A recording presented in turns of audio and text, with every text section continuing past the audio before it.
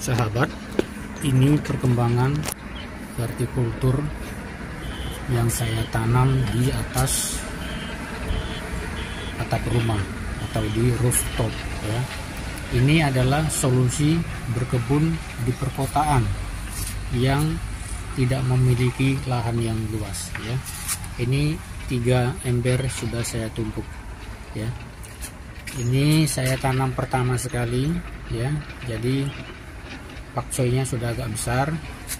Nah, yang di lapis kedua ini justru yang terakhir. Nah, ini yang tanam kedua ya.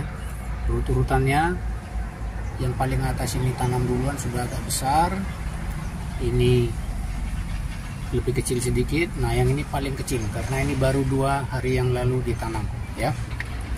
Jadi sesuai video saya yang lalu, bagaimana cara saya mempersiapkan ember ini untuk menjadi media tanam atau wadah tanam vertikultur, dan saya menjelaskan pada video itu bahwa dengan vertikultur kita bisa menanam tanaman yang lebih banyak dibandingkan kita menanam secara biasa begitu ya, bukan secara vertikultur ya. Nah, ini perbandingan vertikultur dengan saya tanam di paralon ini ya. Ada paralon ini, 2 baris paralonnya ya. Ini 4 meter saya tanam sampai ke sana ya. Dengan jarak tanam di dalam barisan adalah 25 cm ya.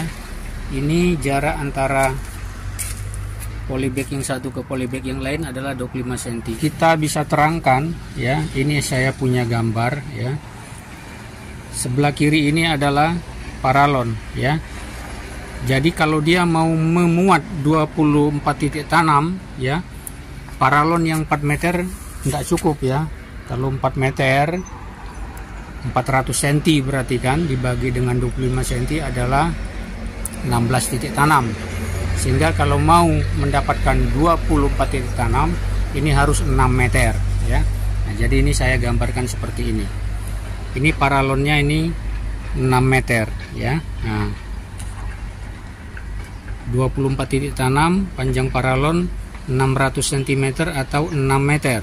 Jadi luas yang dibutuhkan untuk dapat menanam 24 titik tanam ini adalah kita buat seperti ini ya. Ini polybagnya 25 cm ya, tapi tidak mungkin 25 cm ini karena tanamannya kan lebar keluar dari polybag ya. Nah, keluar dari polybag, jadi kurang lebih 30 cm ya. Nah, jadi jarak tanam yang kita butuhkan adalah 30 cm dikali dengan 25 cm dalam barisan ya, sehingga luas yang dibutuhkan itu adalah 30 cm dikali dengan 600 cm, berarti 0,3 meter dikali dengan 6 meter gitu ya. 0,3 meter dikali dengan 6 meter, hasilnya adalah 1,8 meter. Jadi untuk memuat 24 titik tanam membutuhkan luasan 1,8 meter. Nah, bagaimana dengan yang vertikultur ya? Uraiannya seperti ini. Ini 3 ember ya, seperti ini 3. 1, 2, 3 ya. 3 ember ini, masing-masing ember bisa memuat 8 titik tanam ya. Sehingga 3 ember ini ada 24 titik tanam ya. Kita lihat ya masing-masing ember. Ini kalau kita putar ya. 1 ya. 1, 2, 3. Nah, kita mutar ke sini ya. 4 ya, 5, 6, 7 yang sana ya. Kita mutar ke sini. 8 ya. Ini. Jadi ini 1 ember bisa memuat 8 titik tanam, sehingga kalau 3 adalah 8 kali 3 sama dengan 24 titik tanam ya. Nah, diameter ember ini adalah 30 cm. Nah, kita anggap tanaman ini tidak mungkin tidak melebar ya kan, tidak melebar. Nah, dia pasti ada melebar ke sebelahnya ya, begitu, melebar ke sebelahnya. Kita anggap dia 15 cm melebar ke sini dan 15 cm melebar ke kanan, sehingga diameter ember ini yang 30 cm kita anggap dia memakan tempat 60 cm ya. 60 cm kali 60 cm ya. 0,6 dikali 0,6 sama dengan 0,36. Nah, jadi kalau kita bandingkan, kita menanam dengan cara tanam yang biasa, dihamparkan begitu ya, itu membutuhkan 1,8 meter. Sementara kita menanam dengan sistem vertikultur itu hanya membutuhkan 0,36 meter. Jadi jika kita bandingkan, kita mau menanam 24 titik tanam membutuhkan 5 kali lebih luas dibanding kita kalau pakai sistem vertikultur ya. Ini kalau kita bandingkan jadi 1:5 ya. Semeter kita menanam vertikultur, secara vertikultur mesti membutuhkan 5 meter kalau kita menanam secara biasa, dihamparkan begitu saja ya. Tidak kita buat secara bertingkat ya.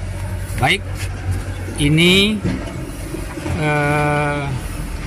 realitas kalau kita sudah menanam ya, seperti ini.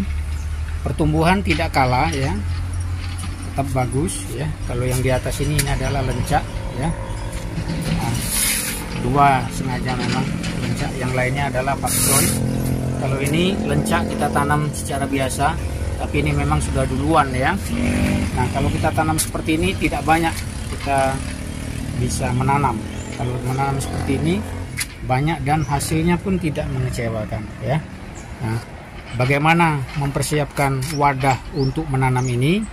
Ini saya sertakan di link deskripsi ya. Bapak Ibu sahabat semua bisa lihat di sana ya. Bisa mencoba ya. Tidak harus persis seperti ini, tapi ini yang saya buat. Nah, kemudian pada video yang saya buat itu saya menjelaskan kenapa saya pakai paralon ya di lubang tanamnya ini supaya tanahnya tidak keluar. Ini pada media yang lalu saya buat ya. Nah, ini lubangnya tidak saya kasih paralon, tanahnya bisa keluar ya. Nah, keluar tanahnya ya. Jadi sahabat semua, seperti ini yang saya buat. Sahabat bisa mencoba, sahabat bisa memodifikasi ya. Demikian video saya hari ini. Semoga ini bermanfaat, dan jangan lupa terus dukung channel saya sehingga saya akan terus dapat membuat video-video yang bermanfaat, yang dapat kiranya kita praktekkan, bukan hanya sekedar teori ya. Tidak lupa saya mengucapkan terima kasih untuk sahabat semua yang sudah mendukung channel saya sampai dengan sejauh ini ya. Saya tidak ada apa-apanya tanpa dukungan sahabat ya. Terima kasih, jangan lupa di komen ya, like ya, di share. Dan bagi yang pertama kali menemukan channel ini, silakan di subscribe supaya Bapak Ibu sahabat semua tidak ketinggalan jika saya mengupload atau mengupdate video-video yang terbaru ya. Terima kasih, sampai jumpa lagi.